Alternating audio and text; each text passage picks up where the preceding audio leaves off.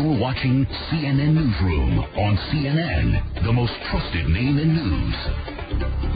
A debate over debates, that issue leading Republican presidential candidates. They're skipping a forum, right? The focus is on issues important to African Americans and Hispanics.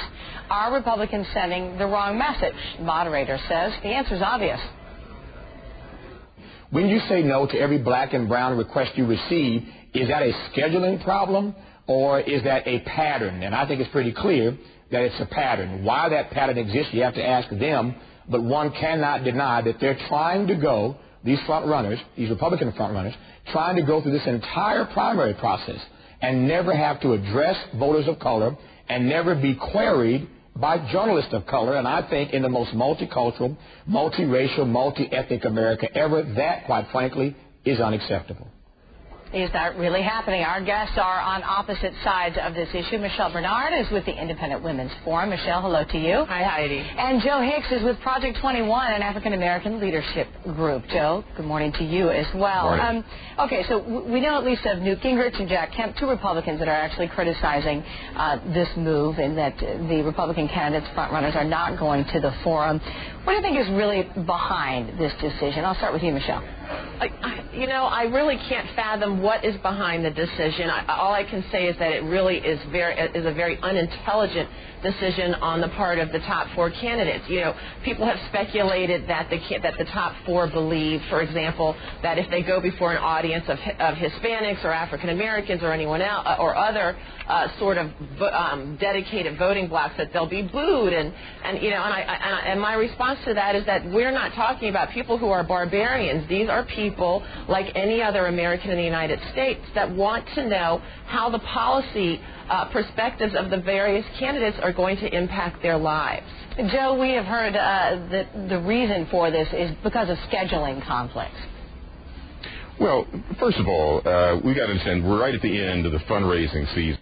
These folks crammed to raise money, get into the wire, get matching funds, and be set to the end of this whole process here to determine who the candidate is. What's interesting here is how Tavis Smiley and Bob Herbert of the New York Times and others are trying to utilize this as a way to sort of bash these candidates as some sort of bigots or racists, which I just find, frankly, laughable. Listen, last week, all these same candidates, Romney, Giuliani, Thompson, took a pass on the Family Research Council's Value Voters Forum that is a key conservative core base Republican Party. They took a pass. Why? Because they're out there stumping trying to raise money. I think it's laughable. But actually, Joe, you know what? I mean, the other side of that is maybe they took a pass on that because they don't want to say what their platform is on reproductive rights and abortion rights. Well, let's try to stick with the issue here today before we get into all of that. Forgive me, but we have heard that the Republicans say they've got scheduling conflicts. So I understand where we are with the fundraising efforts and the process of the election coming up in November. However, Democrats were able to find time to be there. Michelle, are their schedules that different? Well, that's a very good question, Heidi. Look, here's the bottom line. If they're going to have scheduling conflicts that make it that they're unable to attend the debate, they better hope that the millions, or I should say the thousands of black voters, Democrats, Republicans, and independents who voted for George Bush in Ohio, Florida, South Carolina, Georgia, and Pennsylvania in 2004, they should hope that those people don't have scheduling conflicts on Election Day in 2008. It is a colossal mistake to ignore the fact that the policy perspectives of African Americans have changed. This is not the black America of the 1960s, and people want to talk about Social Security, health care reform, education reform, and all of the candidates, Democratic and Republican, should not take any vote for granted, and they should definitely not give the impression that the votes of black Americans don't matter. It's a huge, huge mistake. Newt Gingrich, Ken Melman, they're correct. Joe, is that what Republicans are saying here, or could it possibly be a matter of resources? I mean, when you look at some of these numbers, it's true less than 10% of African Americans are registered Republicans. Well, hold on. Fox News and Congressional Black Caucus scheduled a forum for Democrats, and all the top-tier Democrats, in fact, all the Democrats simply refused to come. Now, were they dissing the black voters? I find it a leap here to assume that they're somehow trying to avoid the black voter when clearly there's no need to do that. They clearly want every vote they can get. Every single vote is precious. So the assumption that they're trying to dodge black voters or black forums, I think is ridiculous. Secondly, you got to understand, tonight is a candidates forum. It is not a presidential debate. And I think we have to understand the difference. They're going to go before some people, ask them, the same kind of question. What are you going to do for black folks? I mean, it's not exactly of the highest priority if you're trying to survive and battle through the end of this so you can be the one last standing candidate to be the presidential nominee. I wonder, too, is it possible Barack Obama, who will, of course, is part of the candidacy here for the Democrats, he's going to be at the forum tonight. Does that really change anything for Republicans, being that he is African-American, Michelle?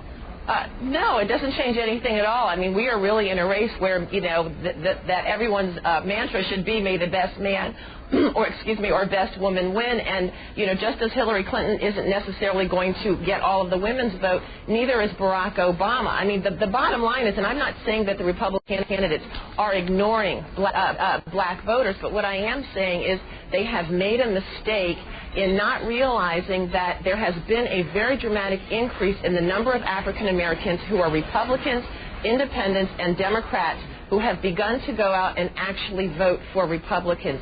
And given that, and given the very small margin of error, the small margin of votes between Kerry and Bush in the last election, none of those votes should be taken for granted. Joe, I'm going to give you the last word here. I just wonder if we'll be hearing from candidates on this at all. We're going to hear from what the Republicans say. But why was it not disrespectful for Hillary and Obama and Edwards to disrespect the Black Caucus and not attend their forum that they set out? Again, we're trying to, I think, take something and make it into a racial issue here, as usual. We're going to hear from the candidates, though, Joe, on what they think? No offense to you guys, but will we hear from the candidates at all, the Republicans, about their decision?